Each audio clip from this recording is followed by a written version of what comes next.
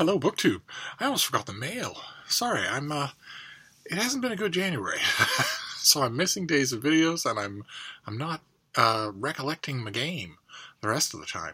But I do have at least some mail that hasn't already been opened, so I thought we'd go through, half a dozen packages together and see what we can find. They're all small, no boxes, so no huge books either.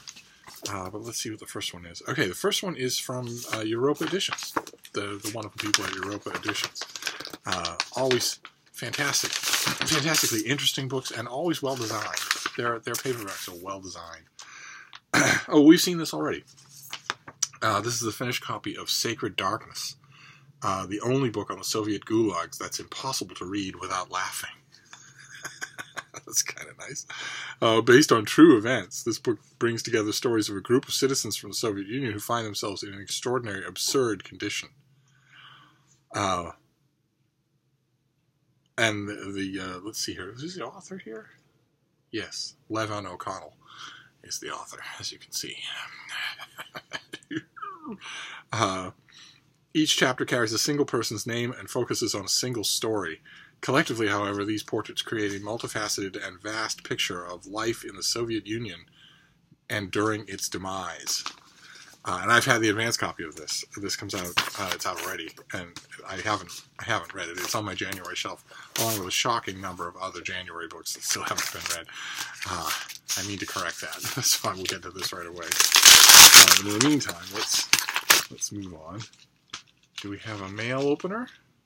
No? Yes? Yes? Oh.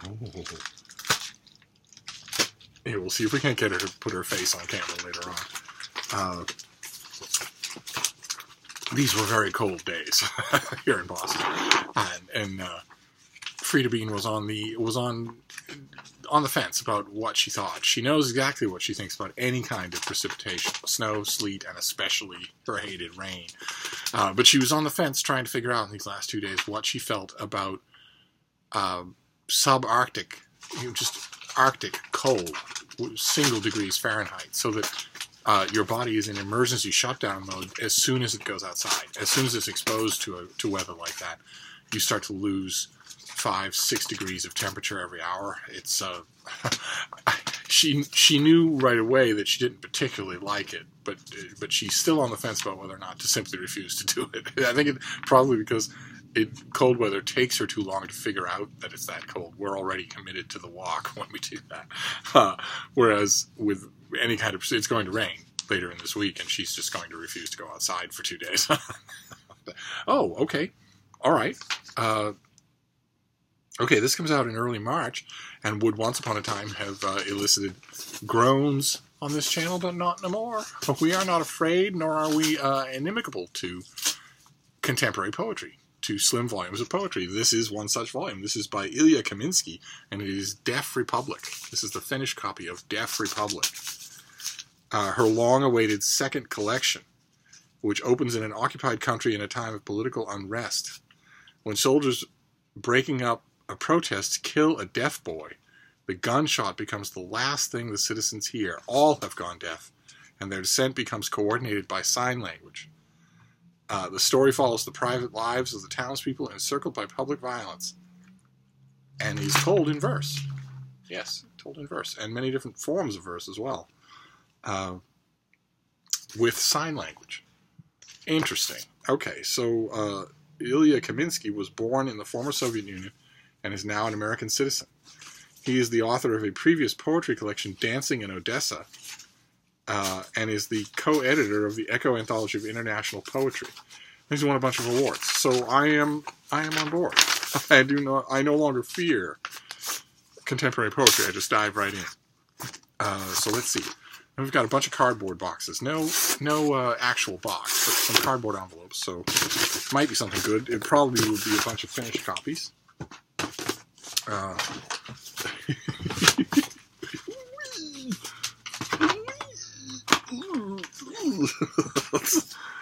Okay, all right. This is the finished copy of Matthew Dennison's The Man in the Willows, his biography of Kenneth Graham, which I have had. This is, I think, this is early February. It's early February. I have had this and have not got to it. So, as with most finished copies, it will be a nudge in the ribs for me to get to it. I'm reading nonstop, so it's not like I'm not aware. That's rattling against her teeth, but she's not jumping. No, you're not going to jump. No.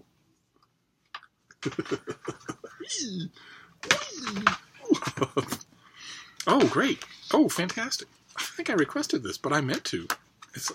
Bean, do we have a pub sheet in here before you destroy it? No? This is by Mark Wigglesworth, and it is called The Silent Musician, Why Conducting Matters.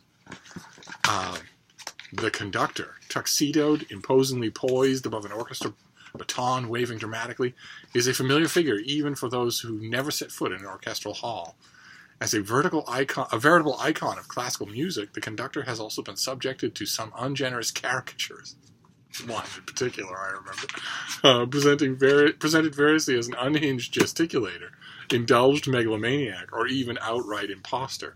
They go straight to the example. Consider, for example, Bugs Bunny as Leopold Stokowski, dramatically smashing his baton and then breaking into erratic poses for forbidding intensity in his eyes. Or Mickey Mouse in Fantasia, unwittingly conjuring dangerous magic with carefree gestures he doesn't understand. Although there's also a moment captured in silhouette in Fantasia where Mickey actually mounts the conductor's podium and thanks the conductor for all of his work. Great. Okay. Well, this is a study of why conducting matters. I love books on classical music. All right. Great. So on we go. What is this next one? Are you getting enough cardboard in your diet, little bean? I'm going to haul you up here so your fans can see you. Okay, this next one is by the University of Chicago Press. Puts out reaction books on science subjects, and they're very good, usually very good. This one is by James Geach. Comes out in mid-February, and it's called 5 Photons.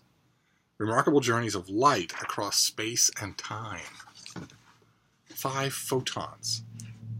Just learned the other day how long it takes a photon, how long it takes a particle of light to get from where it is generated in the center of the sun here at Earth's solar system, just to the surface of the sun. Let alone not the further 7 or 8 or 10 minutes that it takes to get to Earth, but just how long it takes that photon to get from the center of the sun to being ejected from the sun. That's how big the sun is. And the sun is tiny compared to some stars. Just mind-boggling. But let's see here. In 2014, a multi-institutional team of researchers reported seemingly incontrovertible evidence proving the inflation of the universe following the Big Bang. Evidence from gravitational waves as revealed in the unique polarization patterns of ancient light. Though the discovery of interference from space dust has brought these results into question and likely cost the project leaders a Nobel Prize. Oh, there it hangs a tail. One take-home is clear. The story of light is the story of everything. In this book, astrophysicist James Geach flips the switch on 5 forms of light. Light from the origins of the universe, starlight, dark energy, black holes, and radio waves. To eliminate the story of the universe both awe-inspiring and beautiful in its intricacies. Okay, I'm on board. All right, very good. So this comes out in mid-February. A lot of these things are read right away type books. Okay, and then we've got the last one. It was a very cold mail haul. Very cold mail haul day. But the temperature's just going to keep going up for the next few days. So I might have been complaining. You might have caught me complaining yesterday or the day before when the temperature was 2. But if it goes up to 20 one day and then 40 the next day and then 60 the day after that, then anyway, what have we got here? Still, again, no pub sheet, but that's okay. Oh, great. Oh, fantastic. All right, so this is also the University of Chicago Press. This is by Joy McCann, and it is Wild Sea, History of the Southern Ocean. There we go. Wish we had better lighting at this time of day. This is a remarkable story of the world's remote southern or Antarctic Ocean. Unlike the Pacific, Atlantic, Indian, and Arctic oceans with their long maritime histories, little is known of the Southern Ocean. This book takes readers beyond the familiar heroic narratives of polar exploration to explore the nature of the stormy circumpolar ocean and its place in Western and indigenous histories. Drawing from a vast archive of charts and maps, sea captains' journals, whalers' logbooks, missionaries' correspondence, voyagers' letters, scientific reports, stories and myths, and her own experiences, the author embarks on a voyage of discovery across its surfaces and into its depths, revealing its distinctive physical and biological processes as well as the people, species, events, and ideas that have shaped our perceptions of it. Okay, so a great big soup-to-nuts book on the Southern Ocean. Fantastic. Wish it were a little longer. That's, you'd think it would be a little longer. So this comes out in April. Okay, great. Sweeping narrative of natural history. So we have some nonfiction here to talk about. We have a Wild Sea about the Southern Ocean. Then we have 5 photons, 5 different personifications of light and what they mean.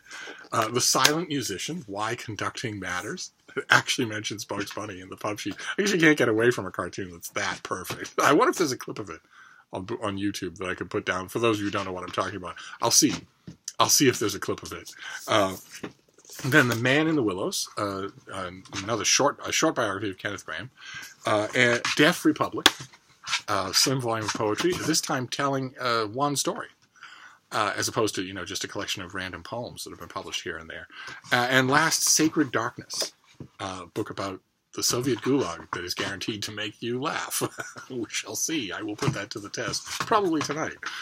So there you go. That is a mail haul, a little bit tardy. Let's give you a glimpse of the bean, so that you feel she's eating packing material. Whoa! Look at all the people, Bean. Oh, here, let's get that out of your mouth. Look at all of them. Oh. Who are they all? Huh? Who are they all? Oh, hello. We had a good day, didn't we? We did. All right, so there you go. I will wrap this up for now, but we have plenty more to talk about, so I will see you soon. Thank you, BookTube.